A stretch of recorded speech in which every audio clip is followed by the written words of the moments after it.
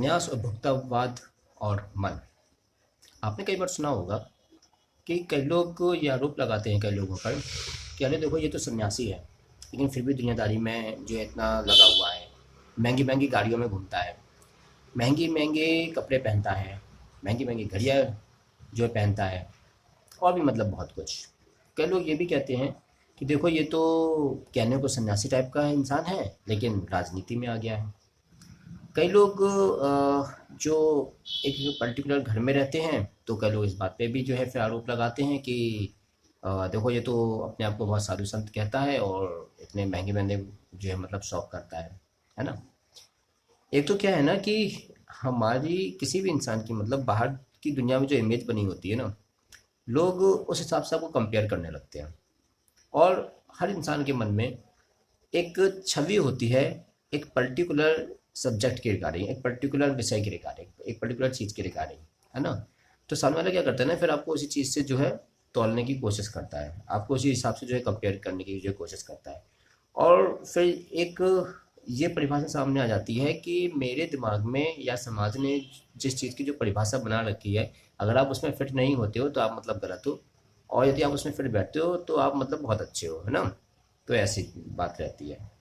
लेकिन इन सब के अगर हम थोड़ा सा और गहराई में उतरे देखें तो जिसे हम सन्यास कहते हैं, या जो कहते हैं कि साधु हो गया, संत हो गया, सन्यासी हो गया, इस तरह की जो हम बातें कई लोगों के लिए कहते हैं, है ना।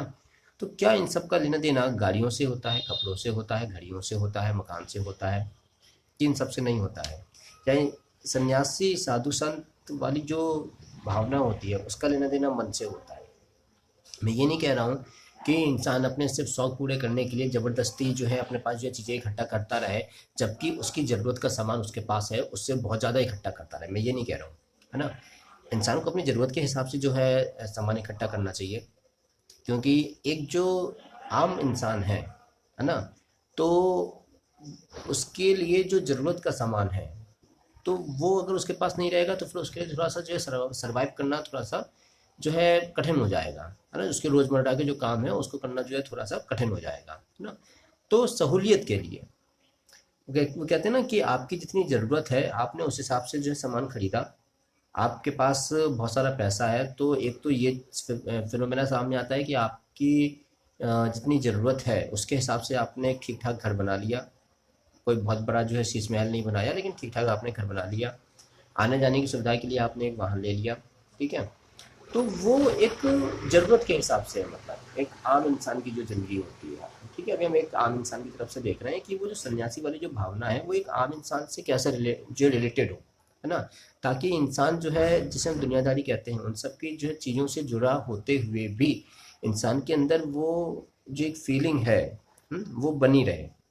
अभी हम सिर्फ उनकी बात नहीं कर रहे हैं जो हम सिर्फ भगवादारी जो होते हैं, जो धोती कुर्ता पहन के दुनियादारी से जो है थोड़ा सा हटके रहते हैं। वैसे तो पूरे तरीके से कोई नहीं हट पाता, क्योंकि जो ये कहते हैं कि देखो हम सब मोह माया छोड़ दिया, ये छोड़ दिया, वो छोड़ दिया, तो भैया वो भी खाने पीने की जो चीज़ों के लिए रहेंगे तो दुनियादारी पे ही डिपेंड है। जो हम कहते हैं कि कोई तीर्थ स्थान हम मानते हैं तो वहाँ पे जो साधु महात्मा लोग रहते हैं, भले ही वो खुद ना कमाते हो, भले ही वो खुद ना जो है खाना पकाते हो, लेकिन तभी जब उन्हें भूख लगती है ना तो वो आश्रम जो बने होते हैं वहाँ पे, तो वो भी वहीं की तरफ भागते हैं, है ना। या फिर वो जो लोग कुछ पैसे दे जाते हैं तो फिर उनसे शाम को कुछ खरीद के कहीं पे जो है ईंटों का चूल्हा बना के उस पर पकाते हैं, है ना। तो ले दे के बाद इतनी सी है कि जो लोग ये कहते हैं कि देखो साहब हम तो बिल्कुल इससे दूर हो गए, वो भी अपने सर्वाइवल के लिए दुनियादारी से ही जो है अटैच्ड हैं। तो जब वो भी दुनियादारी से ही अटैच्ड हैं तो हम कैसे कह सकते हैं कि आप बिल्कुल इससे अलग हो सकते हो? बिल्कुल इससे तो कोई अलग नहीं हो सकता है ना। और जब बिल्कुल ही से कोई अलग नहीं हो सकता है तो हम क्यों इस बात का दिखावा करें कि देखो हम इतने अलग हो गए। मेन बात ये है, हम उसी जगह रहते हुए जिसे हम आम समाज कहते हैं उसी बीच में रहते हुए उससे अलग रहें। क्योंकि जो साधु संत वाली जो एक तत्व है, एक सन्यासी वाला जो एक तत्व है, उसका लेना देना मेनली किससे होता है? मन से, है ना। आप सबके बीच में हैं लेकिन आप किसी से अटैच्ड नहीं है, डिटैच्ड हैं, जो कि श्रीमद् भगवत गीता में भी कहा गया है कि त्याग पूर्वक उपभोग करो। जैसा कि वेदांत में भी कहा गया है कि तुम हो जरूर इस दुनिया में, लेकिन तुम ये जो टेम्परेरी चीजें हैं, ये जो टेम्परेरी फिनोमेना है, तुम वो नहीं हो, है ना। तो तुम अलग हो उससे। तो जब तुम अलग हो तो तुम भले ही अपनी ज़रूरतों के लिए उनके बीच में हो सकते हो, जरूर भले ही तुम्हारे अपने शरीर की ज़रूरतों को पूरा करने के लिए तुम जो है उसमें उन सबका उन सारे साधन का जो है मतलब यूज़ कर सकते हो, लेकिन तुम वो हो नहीं। तो तुम्हें रहना तो उन्हीं के बीच में कैसे भी करके, है ना। चाहे तुम धोती कुर्ता पहन के रहो, चाहे तुम जीन्स पहन के रहो, ठीक है। तो रहना तो तुम्हें उन्हीं के बीच में। हाँ, बस ये है कि तुम दूसरों की ज़िंदगी में जो ज़्यादा दखलंदाजी ना करो। तुम्हें उन सारी जो चीज़ों के बीच में हो तो तुम अपने अंदर झाँक के ये समझो कि तुम एक्चुअल में क्या हो, ना। तो उससे होगा ये कि जो सन्यासी वाली जो भावना होती है वो आपके अंदर रहेगी। इससे क्या रहेगा कि आप डिटैच्ड रहोगे, है ना। इससे एक जो उपभोक्तावाद वाली जो हम बात कहते हैं वो आपके ऊपर हावी नहीं होगी। जब आपके ऊपर हावी नहीं होगी तो क्या होगा कि आप चीज़ें, कुछ तो चीज़ें आप इकट्ठा करोगे ही करोगे, ठीक है, लेकिन वो सिर्फ उतनी ही होंगी जितनी कि आपकी तो जो है बेसिक बेसिक जो आपकी ज़रूरतें हैं, मतलब ज़रूरतों के हिसाब से ले देकर, ठीक है। बहुत ज़्यादा आप ऐशो आराम के हिसाब से दिखाने के लिए, शो ऑफ के लिए आप जो है चीज़ें इकट्ठा नहीं करेंगे, ठीक है। जैसे होता है ना, एक होता है मनी, एक होता है वेल्थ। आपके पास वेल्थ रहेगी, मनी का दिखावा करने के लिए आप जो है चीज़ें नहीं खरीदेंगे, ठीक है।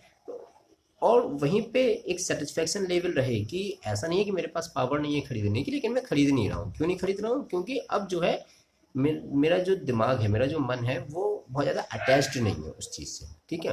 तो वही है कि जो सन्यासी वाली जो फीलिंग होती है वो किसी भी इंसान के अंदर अगर आ जाती है तो हर चीज़ में इस समाज में रहते हुए वो हर चीज़ से अलग रहता है। भीड़ में रहते हुए आप भीड़ से अलग रहते हैं, है ना। आपके पास गाड़ी वगैरह होते हुए भी आप उससे बहुत ज़्यादा चिपके नहीं रहते, ठीक है।